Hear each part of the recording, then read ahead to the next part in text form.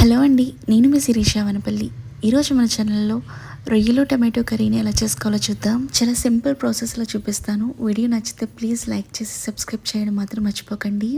ముందుగా ప్యాన్లోకి ఆయిల్ వేసుకొని ఉల్లిపాయ ముక్కలు ఇంకా పచ్చిమిర్చి ముక్కలు అలాగే ఉప్పు పసుపు కూడా వేసుకొని ఫ్రై చేసుకోవాలి.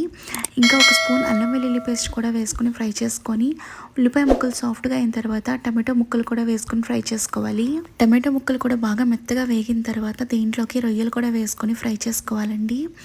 ఇప్పుడు రొయ్యల నుంచి వాటర్ ఇలా రిలీజ్ అయిన తర్వాత మనం దీంట్లోకి నేను ఇక్కడ ముందుగానే పౌడర్ చేసుకున్నాను. ధనియాలు, జీలకర్ర, 2 ఇలాచి, 4 లవంగాలు, ఇంకా చిన్న దాల్చిన చెక్క. ఆ పౌడర్ని ఇప్పుడు దీంట్లోకి వేసుకున్నాను. అలాగే 2 స్పూన్ల దాకా కారం కూడా వేసుకొని ఫ్రై చేసుకోవాలి. ఇవి మంచిగా ఫ్రై అయిన తర్వాత దీంట్లోకి 1 కప్పు దాకా వాటర్ కూడా వేసుకొని ఈ కర్రీని ఉడికించుకోవాలన్నమాట.